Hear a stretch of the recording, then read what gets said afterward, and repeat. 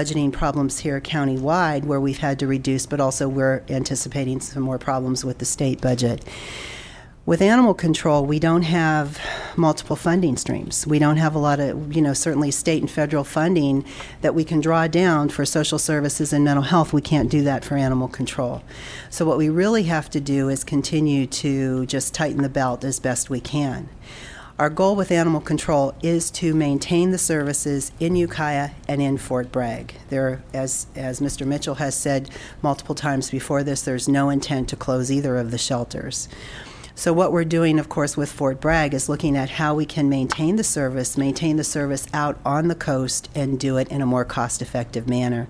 We did release our request for proposal for shelter services on the coast, and I believe the date, I'm sorry, I can't tell you the date that the RFP was released, but we have received proposals, and so we're currently in negotiations at this time. So our goal is to maintain the services on the coast, maintain as many animal control and care services on the coast as we can.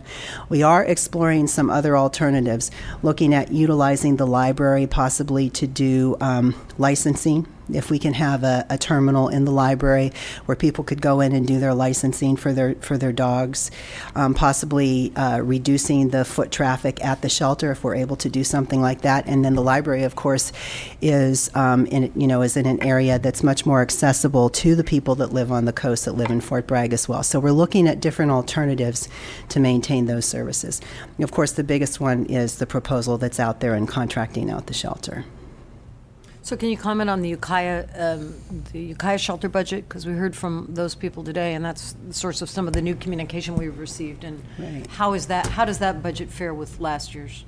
Both the Ukiah and the Fort Bragg shelter took a reduction because they're general funded, and so they took the 6% last year and the 5% this year, and there was a small additional cut to both of those shelters. The services will continue in Ukiah, and I believe that certainly our volunteers and our advocates were here because they're very passionate about the shelter, and they want to be certain that we could get through budget hearings without losing any more dollars to the shelter. But spay and neuter continues. All of the services at the Ukiah shelter will continue. The animal control officer that was stationed in Fort Bragg will now be stationed in Ukiah. And so the costs for the animal control officer for Fort Bragg then have shifted to Ukiah. But economies of scale, they're all in Ukiah, so it's not that much of a cost increase for Ukiah. So again, while both shelters have taken a financial hit, the services will continue, and I think that for the most part, Ukiah can continue without any real reduction in service. And a lot of that for both shelters is due to the efforts and the work of the volunteers, who have been very faithful to both shelters throughout. And I know the board was interested in increasing some of the animal control function, but this budget doesn't allow for that. You know, if we had more money, we would have asked this board for another animal control officer. 4 officers for 3,510 square miles. You know the problems. I don't have to tell you. Ideally, it would have been very nice to increase the animal control officers and have at least 5. We were not able to do that. So maybe in a better budget year, I could come back and ask for that, but not this year. Yeah. Thank you. Supervisor Colfax. One thing that can be added to this discussion, I'd be interested in your comment on it. Anderson Valley Animal Control, Cheryl Schrader and her group over there are looking at some options here with regard to filling in some of the gaps that have been created, and in fact have some plans that are pretty much along, but not finalized at this time. To what extent do you see them as assisting in the spay and neuter operation, and also filling in for some of the problems with regard to particularly the movement of animals from Fort Bragg over to here, and so on and so forth?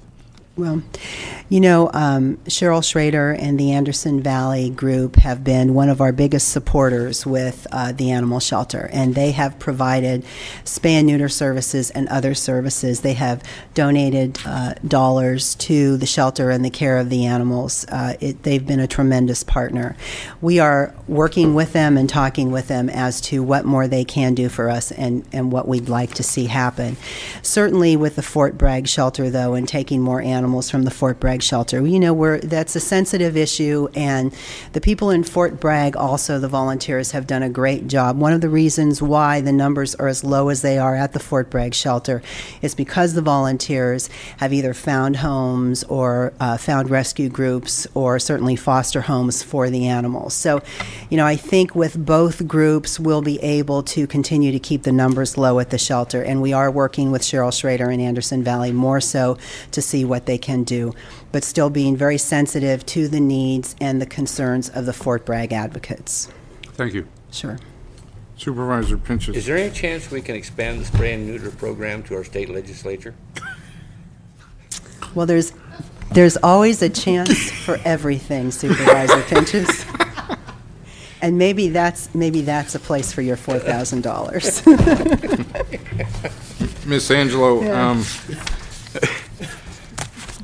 You've got a great sense of humor, and you think very well on your feet. This board, I think, we've had several opportunities to hire department heads. Some we've looked to hire from